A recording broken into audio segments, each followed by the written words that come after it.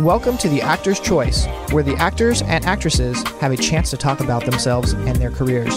Join us now for the next hour as we explore the marvelous industry of acting by actors and actresses from today's exciting show business world. And now, direct from Hollywood, here's your host, Ron Brewington. Hi, everybody. I'm Ron Brewington, and welcome to The Actor's Choice. Roll it, Tony. Or more accurately, the concentration camp, which are different than the death camps in Europe. One of the earliest memories I have of my dad was him yearning to remember what happened to him as a child. This is the story of my father, Walter Sakai. We were as close as a father and son could be, but the one part of him that I never knew was the part of him he spent as a child. Ladies and gentlemen, my first guest today is a writer and a producer. His film and television projects have played on Netflix, Hulu, Amazon Prime, Peacock, and others, just to name a few. He's worked with a variety of talented and award-winning actors and filmmakers, including Cuba Gooding Jr., Michael White, Mel Gibson, Samuel L. Jackson, and many, many others. Ladies and gentlemen, please welcome Koji Stephen Sakai. Hi. Greetings, Koji, and welcome to The Actor's Choice. Thank you so much for having me. Oh, wouldn't have it any other way. You've done a lot in your career, sir. Please tell us where you were born. Where were you born? I was born here in Pasadena, California. Oh, okay. Pasadena. You know, they say about the Pasadena. Okay. All right. One of the things that we ask about this is, and I'll get right to it, diversity in entertainment. Tell me about, as an Asian, tell me about what is going on these days. These days? Yes, sir. Well, you know, when I first started, in my class at USC, I was the only Asian American person that looked like myself. And so when I was a kid, and I'll get to your question in a second, when I was a kid and me and my mom were talking about careers and stuff, you know, she looked and there wasn't anybody that looked like me doing what I wanted to do, which was become a writer. And she didn't think it was a viable career because of that. And one of the biggest changes now, you know, like millions of years later, is that there's a lot of people of color, specifically there are Asian Americans and there are Japanese Americans who are writers and producers and directors, and they're doing their thing. So I feel like the industry in the last 20 years has gotten a lot more diverse and a lot more open than it used to be. It's not perfect by any means, but it's gotten a lot better than you know, when I was a youngling. People have to understand teaching about diversity. That's something that we all need to see. This when we're composed of everybody. Am I right or wrong? No, definitely. I mean, one of the things I teach I teach screenwriting classes, and one of the first things I teach in character is you got to put a race, you got to put, you know, ethnicity, you got to put, you know, body types or LGBTQ or any of those things, because, you know, if you don't, you know, it's not going to ever happen. So one of the things that trips people out, especially anybody who's not a person of color or a minority of any kind, is that they imagine when they're reading a book that they're imagining themselves. But I could tell them, like, when I read books as a child or even now, I never imagined a character like me, unless they're, you know, specifically they have a weird name like Koji or something. Otherwise, I think that they're, you know, Caucasian, Protestant, you know, able-bodied or whatever. And it's important that I put that this character is African-American or Asian American or whatever, and then it could get changed later. But it's super, super important because the world is diverse, right? There's a lot, you know, there's a lot of, obviously there's more women than men. Our country's becoming more diverse, you know, and even just, and that those are just two categories. There's lots of different categories in terms of diversity as well. Got you. How did you get started in this business? You know, it was a long journey. I always wanted to be a writer. And like I said, I couldn't, there was no writers like me for a while. So I tried to do a bunch of different things first, you know, and then eventually it just, you know, I couldn't be in the corporate world anymore. It just was soul crushing. And so I decided to go back to school and to learn how to write, and kind of, I fell into screenwriting. Okay. Biggest challenges that you've had in this world? In this world? In this business. Oh, okay. In this world. Okay. Yeah. I mean, the biggest thing is just fighting, you know, and keeping going all the time. You know, there's so many no's in this business, and it's sometimes it's soul crushing. So just being able to keep persevering and keep going is something that takes a lot of perseverance and grit that I didn't think I had, 20 so years ago, but now I see that I do. Yes, you do. Look at him, Liz. Look at him. What a guy. What a guy. The year was 2006. You did a short film called Yiga. You were the writer, co-producer. Tell us about it, sir. That was really early in my career. So I got this amazing fellowship from this organization called Visual Communications. Right. They support young, and they support all, well, not just young, but all Asian American filmmakers. And they were one of the first people to give me a shot at something. So I made a short film called Yeager, which is a derogatory word for an Asian American who's trying to be black. Right. And so it's about this guy that he thinks he's black, and then you realize that he's just this Asian kid who's really into hip hop. You're born and raised here in LA, right? Yes, I am. Yeah. As we call it, LA. Usually when I get out of town and I'm flying back in, and as that aircraft touches down, the first thing I say real fast, LA. It's good to be home. Yes. I love LA. I would never leave. Yeah. It's a very good place. You have, first of all, you have a picture company that you have. You're the founder of Little Malou Pictures. Yes. Tell us about that, please.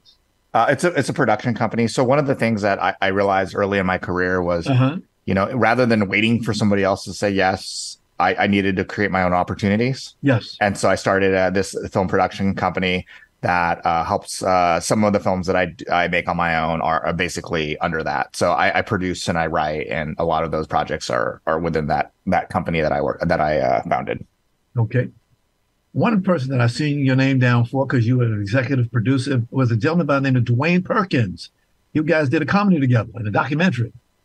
No, yeah, his comedy special. Yeah, okay. We've done it. Dwayne and I are very close. I've done his comedy special that was on Netflix. Okay. I did a movie called, wait, hold on. I can check. Where is it? Dying to Kill. There he goes. Dying to Kill. And I had a senior moment there. And then also him and I are on this podcast called The Unofficial Official Story, and he's one of my co-hosts. Yes. So we've had a really long and wonderful relationship in this business. And when you find people that you want to work with, you got to keep them close, and because those are the guys that I trust him more than almost anybody else. We just happened to have a video. Roll it, Tony.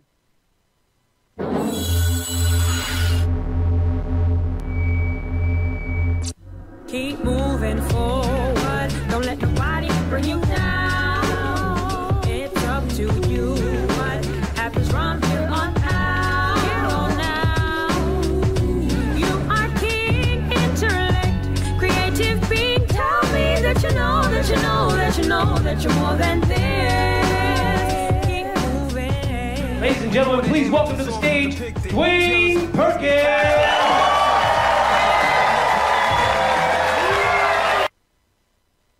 Outstanding. You're in the industry. A lot of things are going on right now. One of them is artificial intelligence. How do you work with that? I embrace all the new technology. I know that it's scary because it eventually could take my job, but I don't see a point in fighting something that's going to happen anyway. And so I try to embrace it. So for example, my podcast, we have a section where we have a AI voice that talks to us as well. So, trying to find ways to incorporate things and to bring it in is I think important. Things will always change, and you have to learn how to adapt and continue to find ways to coexist with things as they change. We just got to stay on looking out, make sure nobody's going to take our money from us. That's that kind of thing. The money is the money, but just trying ways to embrace new technology, I think is an important thing. Thoughts about the Writers Guild of America strike? Yes, it's a tough time in this industry. There's the Writers Guild strike. There's the Screen Actors Guild. SAG is also striking. I think the industry is going through a lot of changes with streaming, with the way people view view stuff. Also, just with AI, all of this is new, and so we, as creatives and as the people.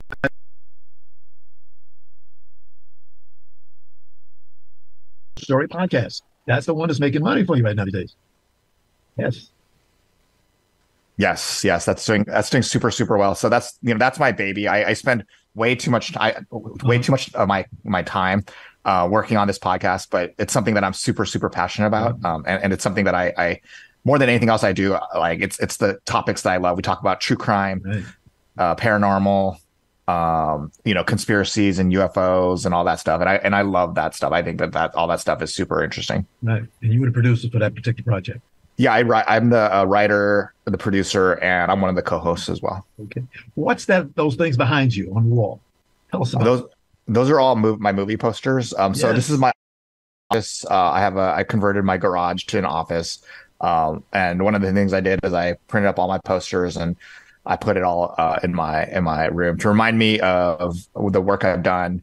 And also when people come to my office, they could see some of the work that I've done as well. So it's always great to see it because one of my friends, actually Dwayne Perkins, the guy we just saw, he calls it what is it? It's I forget the word he uses, but he says something like career amnesia, where a lot of times we forget the things that we've done because it's like we're always like creative people are always doing stuff, always making new product, making new stuff, and we forget the things that we've done. So one of the great things about having these on the wall behind me and when I come in is it reminds me of where I've been and and how far I could still go.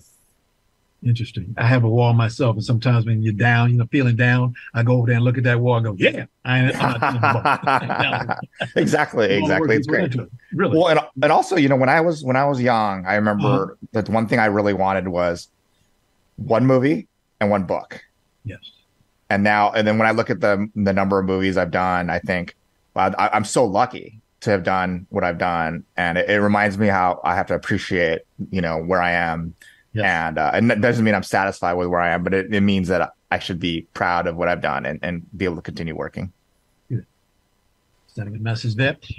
You got some work coming out. You got post-production on New York. Are you there as a producer? You got Christmas at the Mistletoe in pre-production. Skeletons in the Closet. Yes. You got some good stuff out there. Yeah, and a couple more. There's Boneyard with Mel Gibson and 50 Cent. Yes. That just got shot, and that should be coming out next year as well. Okay. So I have a bunch of projects that should be coming out soon in the next like half a year or so. Okay. You got a website to look at that. Oh, look at that. That's what I'm talking about. Look at that. That's beautiful. That's a bunch of my work. Yeah, that's a lot of my work right there. Yes. You got some stuff up in there. How do you describe what you have? Some of the things. Trying to keep it. Maybe what kind of stuff you got? Well, I've done feature films. I've done graphic novels. I've done books. I have the podcast, like I said. So I've kind of done everything. And the thing about being in this business is you have to be flexible. Gotcha. And I've always been flexible about my work and trying to find ways to just get it out there. Right. You got a website, like I said. You got a website that won't wait a minute. Beautiful. A lot of good stuff there. Thank you. Yes. I want to get some work with you. How do I get in touch with you? Oh, yeah. Just come to my website. It's called www. Koji, Koji, Steven, with a V, Sakai, my last name, SAKAI.com. And all my contact information, all my stuff is there. You can take my classes. You can see what it's up to. You could always hook up with any of the things that I'm working on from there. Sounds good, Koji. Sounds good. Well, thank you for joining us. We wish you the best and that continued success in your career as it grows and grows. We've seen you and heard about you over the years. You're just moving on up. That's all I can say. Thank you, Ron. Thank you for having me. Thank you for everyone for listening. We'll get you back again. Okay, perfect. Ladies and gentlemen, Koji Steve Sakai. Very good to have you. Thank you. Thank you. This is the Actor's Choice. I'm your host, Ron Brewington. Roll it, Tony.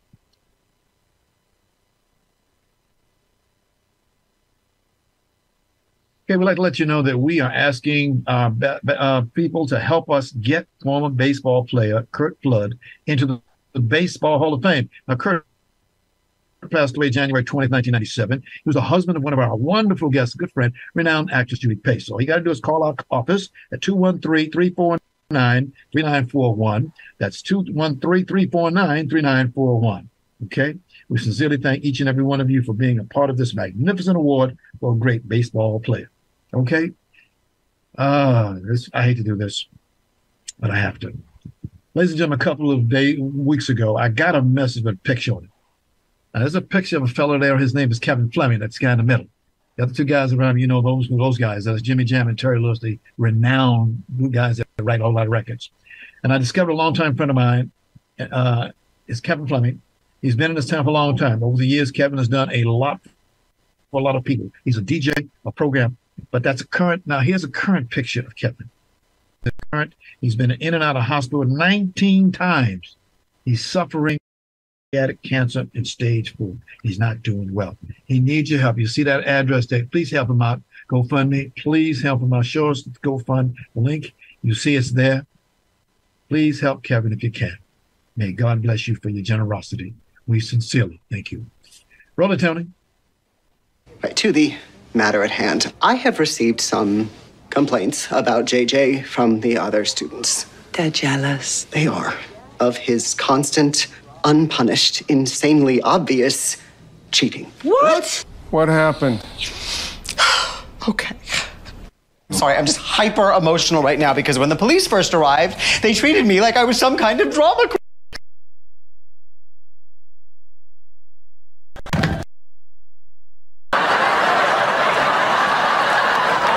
You tend to wildly overreact. Right, to the matter at hand. I have received some complaints about JJ from the others. Ladies and gentlemen, my next guest today is a very busy actor and director. He's got, ready for this, 101 IMDb film TV credits like Station 19, Corporate, The Neighborhood, Grey's Anatomy, and many, many others. He's here today to talk about a world premiere of a play that he's in. Ladies and gentlemen, please welcome Jonathan Slavin. Jonathan, that video you just saw right there, I was doing some research and stumbled upon that. And I said, put that on the air. What the heck? I said, folks, because I went through a lot of your stuff. But that, well, look at you laughing. Tell us about which one? Where you found? You know, that's actually like, I was doing a show called Dr. Ken, and they had scripted, my character did something dramatic and stalked off. And I said to the director, what if I just collapse? Like, I'm so dramatic, I just collapse. And we didn't tell, I don't think we told anybody that we were going to do it. I didn't even tell Tisha Campbell, who was obviously like, you know, my genius scene partner, who just is the most like, whatever you throw at her, she will with it. And I collapsed on the ground, and her response just is, that was fun. That was a fun show. You took it right. You took it very well. Plop. Plop, yeah. I do my own stunts. What can I say? Really? I do a lot of them. Yeah. Somehow I do end up kind of doing a bunch of them. So, right. You know what I'm gonna call you, don't you? What are you gonna call you, don't you? Tom Cruise. I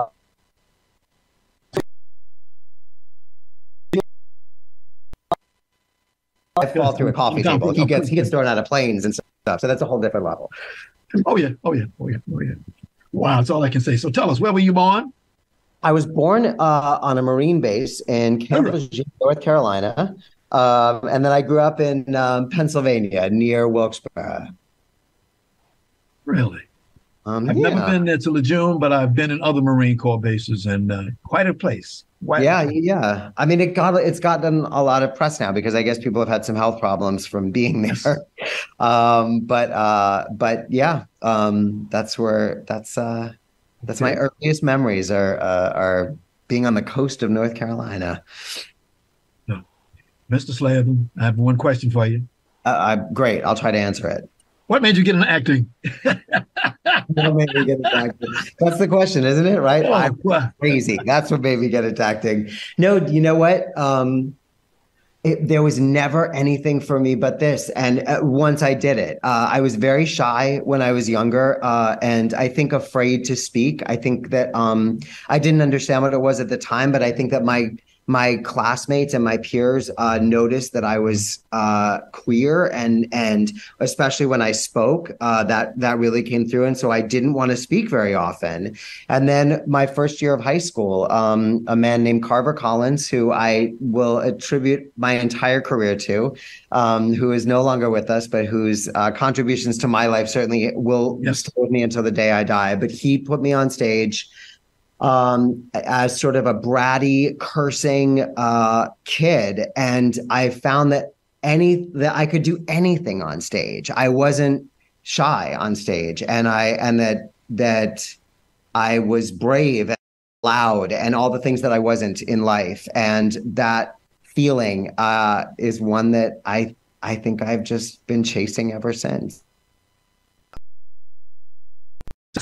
A lot of auditions you went to. It's a lot of auditions, for sure. But that's the job, that audition thing. I think my thing is I look at any opportunity to act as an opportunity to do something that I love. And so even the auditions, it can be a grind sometimes, but if you go in and you go, you know what, I really like scene for these nice people. I don't like I don't want to work with them. I just do my scene and but I do look at auditions as an opportunity to do this, play with text and make crazy choices and find things that I don't even know if the writer knows that they wrote yet. So I get to surprise them. And yeah, great name, great name. That one. You then, here we are 101 later. Station 19, 2023, TV series, action drama, romance. One episode. I did do get into the end. Yeah. Wow. Yeah. Wow. And someday the strike will end and we'll go back to doing film and television. Yes. I had done a lot of theater before that 1994 ER credit. And that's what I'm doing now too. And it really was my first love, theater. And I do always kind of find a way to return to it. So it's sort of, I'm taking advantage of this little pause in the craziness of the industry to do something that is a passion project and to do something that I really love. So always be working. That's always my thing. When young actors say to me, like, how do I get a career in this? It's like, just work, just be in anything, like go do plays, go do shows, get your work out there, and always be working because it makes you a better actor. So I'm out. You proudly, and should be, identifies as both a queer and gay. Yes. You get involved in certain things. Like in 1987, you marched to Washington for protesting the ACT UP, AIDS Coalition to Unleash Power. Talk about that. Yeah. Well, ACT UP was a little bit later. That march in Washington was specifically for gay rights, but gay rights were very, very much tied in AIDS funding back then because that was during the AIDS epidemic. And later in New York, because I moved to New York shortly after that, I got involved with ACT UP, ACT UP was the AIDS Coalition to Unleash Power, like you said, and it was very much about because there was this concentrated population that was getting sick and dying, it was mostly gay men. And then to a certain extent, it was also intravenous drug users. The country wasn't really paying attention because I think that most people were operating under the assumption that disease has nothing to do with me. And ACT UP was sort of like, we will not let you look away. We are dying horrible deaths, and our loved ones, entire generations of gay men have been wiped out by the disease, and terribly. It's not a gentle way to go. And the government and the world was largely doing nothing. And so ACT UP really came about to go, you can't look away from us. We're going to make such a spectacle of ourselves and demand funding and demand that our lives matter and demand that you see us and that you devote some resources towards helping this community. And so it was really an honor to happen on those meetings and to participate in those protests. It was scary because we did think, we would have die-ins on the steps of City Hall where, 200 people would go and just lie down on the steps of City Hall and the cops would come, and it was kind of crazy. But But it was definitely a time when civil unrest and civil disobedience was required. I think a lot more of us would be dead if we hadn't done all that. Yeah. You came here to talk about Freud on cocaine. Freud on cocaine, both the play and the actual man on cocaine. Yeah. There you go. Outrageous comedy, they say. World premiere. It's outrageous, and it is a because this is where I live. Because I have so much to do that I basically say, can I just move in here and I'll live here until opening night, which is the 8th, September 8th. Yikes. What would Freud say to you when you talked about cocaine? He really and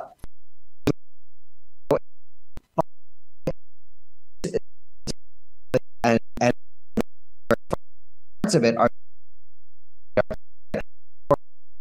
he did his due diligence, and a lot of the things that I say are actually Freud's own words. And it's interesting when you know, Freud thought that cocaine was the cure for depression, and I guess it is, but also it's not. It's probably not a reliable substance to go. You know, now we have antidepressants. Back then, it was like, oh my God, I did cocaine and I felt so good and confident and powerful and strong, and I had all this energy. Clearly, this is a medicine that will cure depression.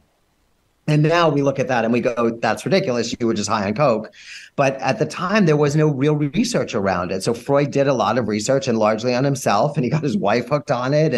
And he was using it to try to get his best friend off of morphine and heroin, because he believed that cocaine would get you off of opiates. And, you know, it's nuts. And all based in reality. So it's even more nuts because it really comes from a true place.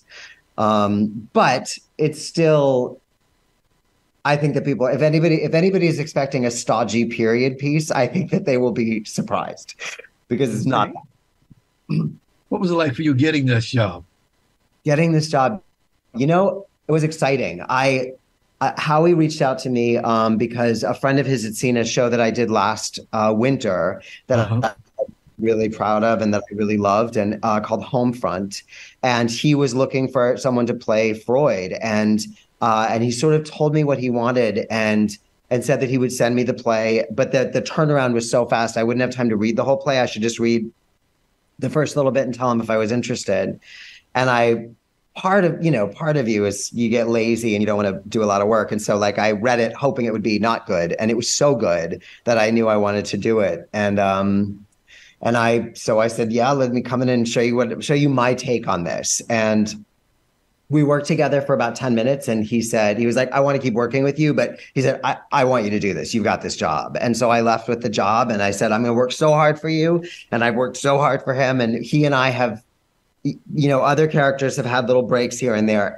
There is not a single moment of rehearsal that Howie and I have not both attended. We are working crazily hard together on this because he's directing as well. So it's exciting, terrifying, daunting, challenging, but exciting. Yeah, but it's good. You know, we're supposed to do things that scare us. Sure. What is it about this play that excites you? I think it is an unconventional take on a true subject. I think it highlights some parts of Freud that we don't talk about very often. I think it's really funny. I think it has some moments that are grounded and important that kind of come out of nowhere. And so it's not going to ever get schmaltzy or precious. It kind of comes in and hits hard. And I hope that it resonates. And it's also, you know, when I looked at it, I thought, I can't do that. And so I'm trying to prove myself wrong that I can. So, yeah. I see you going from September 8th through November 4th at the Whitefire Theater. Yes. In Sherman Oaks, Ventura and Sunny Slope. Right. I see the sign right now. I'm looking out the big glass window at the front of the theater. Okay. Well, Jonathan, I want to thank you very much. Really enjoyed what you had to say. We'd like to have you come back again. Lucy Pollock. She is the best. She is. Oh, yeah. Ladies and gentlemen, Jonathan Slavin, thank you so much. Thank you, Ron. Have a great day. You do the same. This is the Actor's Choice. I'm your host, Ron Brewington. And saying that, we'd like to say, roll it, Tony.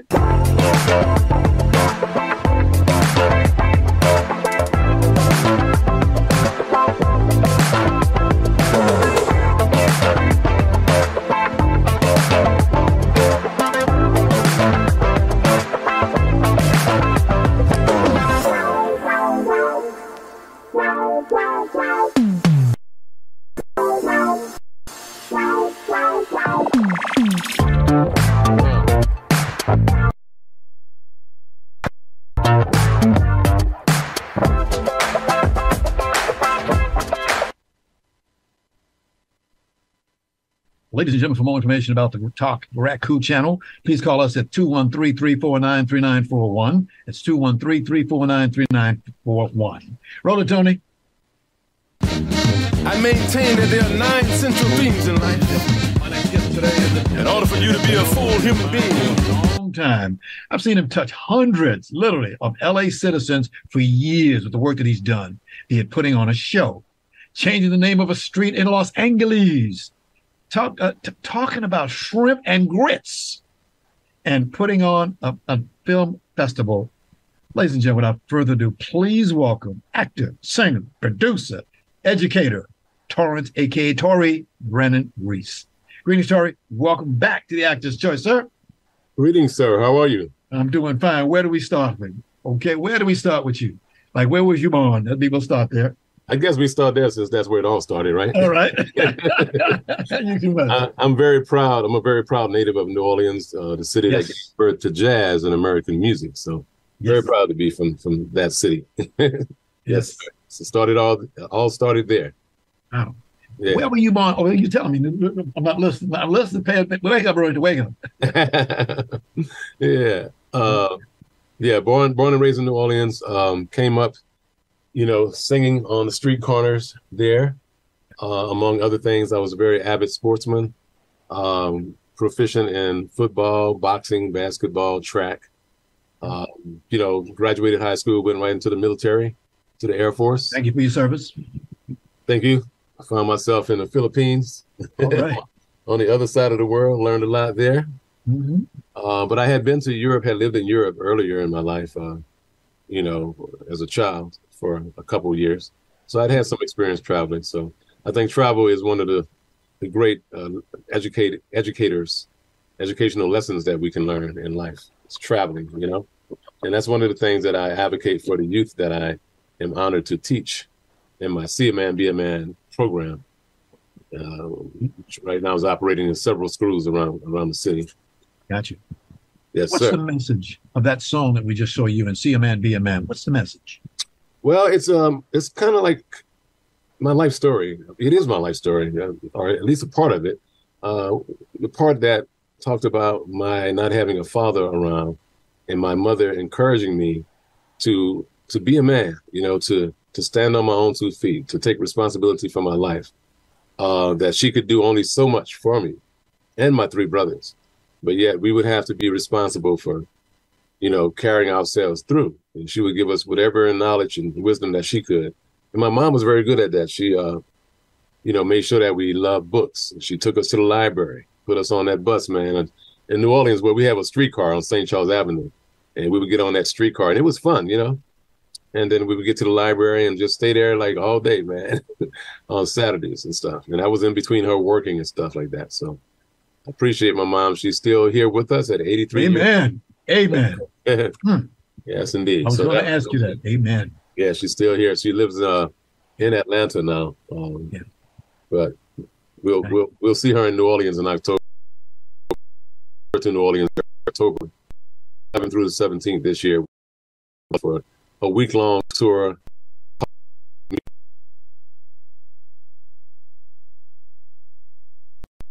1992, after I graduated from college, and I had a vehicle for which to express myself in terms of the work that I wanted to do in the community. And in those early days, we were involved in the gang truth movement. Yes. We were involved with young people who were in the school systems and not understanding, that was not all that they were required to do to really gain an education, that they would have to be self-educated and sometimes look outside of the school for the answers to some of the issues. we've been working with young people since that time. So it's been now 31 years. 31. And that was the time, Ron, when you and I probably met somewhere around those days. Somewhere around there, yeah. Yeah, and I was screaming and hollering from the top of the pews or whatever the pews are about Malcolm X Boulevard. Oh yeah. You know? And I actually have I should have sent you a video, but I have a video of me when I was like 3 years old. Not actually 3. And trying to, admonishing all of the officials in the city for not having a Malcolm X Boulevard. So finally we have gotten that project done. The city council voted it in May of this year.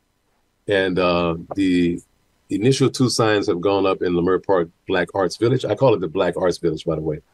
And that's on Vernon and Crenshaw / Malcolm X. The signs will continue going up. They'll complete the process December. I'm hoping October for my birthday. Okay. In our culture. Yes. Wow. Amazing things that have gone on and happened. Let's see. Yeah. Let me thank Andre Parvenu and Sangha Mbele and Mr. Shaka Satori, 2 brothers who stood closely. I publicly thank those 2 brothers and the rest of the members of the family organization, Dr. K and Perky and others. Okay. We happen to run into something. Your name is on it. When they renamed Crenshaw Boulevard for 5 miles in all directions, I take it 5 miles up and down the street, east to west? It's going to be from Adams, and then it goes south all the way to 78th, the border of Englewood. Okay. So you'll see the signs with the QR code. They're going to, for the first time, in fact, this is the first time in the history of Los Angeles, as far as I have been told, that there's been a co-naming. So Crenshaw won't disappear, but we have the option to call it Malcolm X Boulevard, and I think we should call it Malcolm X Boulevard. Okay. Yeah.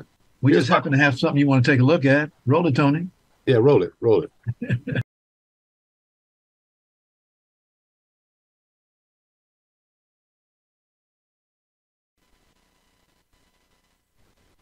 Yes, 31 years. Yeah. I was so proud of you for getting, but Maxine Waters, Congresswoman, the Auntie Maxine, is the one who helped to start me off, man. She's the one who helped me get my nonprofit, and she's always been there for us. And so she could be with us that day and everything.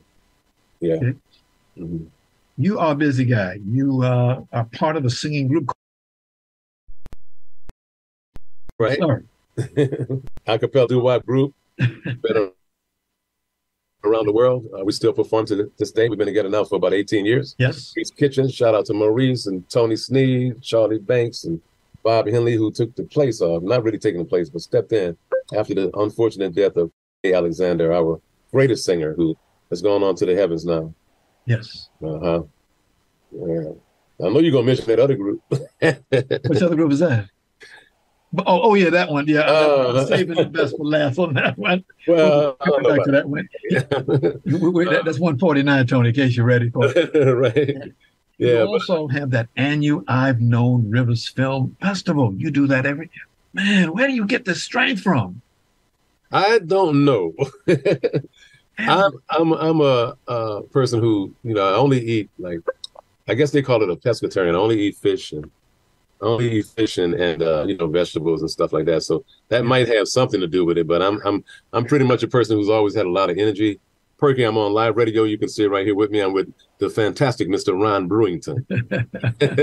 that's Perky, man. She's on the phone with us right now. The name I just mentioned, her and the baby girl right there.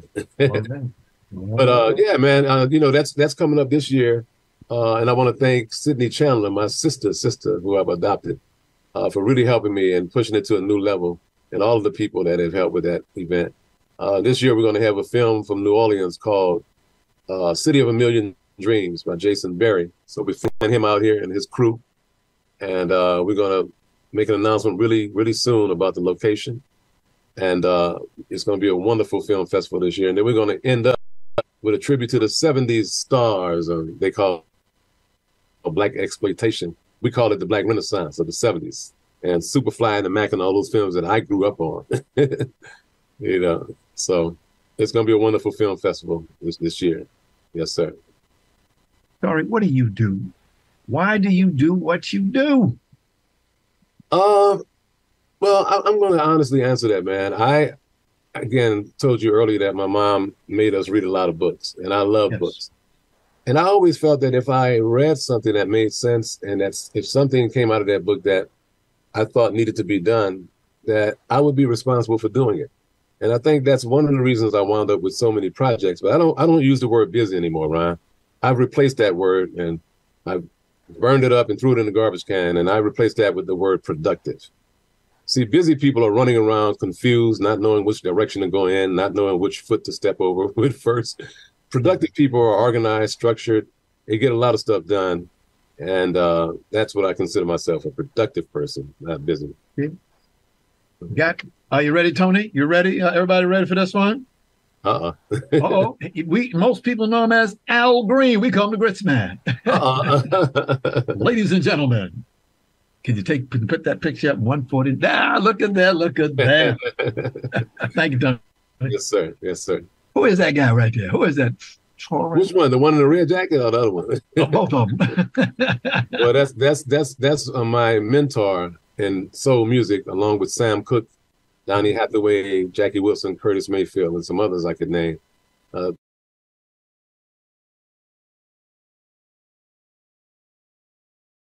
Al Green, in addition to my New Orleans music and soul music in general, on the 24th of September at the Classic Club, Catalina Jazz Club, on Sunset Boulevard in La Brea. Sunday night, 6 o'clock, the doors open for dinner, and the show starts at 7:30. Okay. Yes, sir. My solo debut, by the way, at that club. I've been there as a group member, but this is my first solo. My solo band is Everything with Soul. I want to thank all my band members for being down with me, man. Yes, indeed. Last question, sir. What's next for you? What's next for me is expanding everything that I do, Ron, and getting to the level where I'm not doing as much work and that I have people that I can hire and pay to do the work so that we can grow and expand across country. The youth programs are expanding.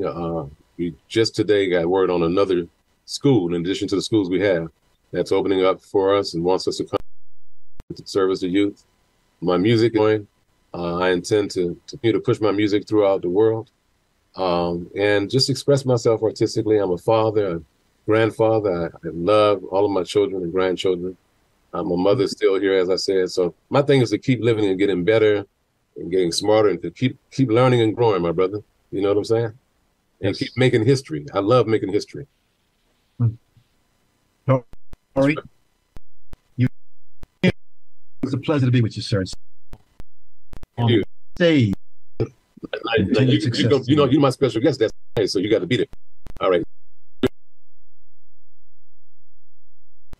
Yes, sir. All right, Yes, brother. sir. Ladies and Thank you. gentlemen, Peace, Torrence love, and soul. Brannon-Reese. Amen. Shit. I want to thank our sponsors, Harvey Brandman Photography as an Art, Ron Irwin's Loose Life, The Way to Lose Weight, Larry Buford's book, To the Future, Time Travel, Message in a Capsule, State Farm agent Carla Green, and veteran actor Rob Brownstein's actor training school called An Actor School. Okay? And much thanks to our guest today, producer, writer, Koji Stephen Sakai, actor, director, Jonathan Slavin, and actor and a whole lot educator, a whole lot of things, Torrence Brannon-Reese.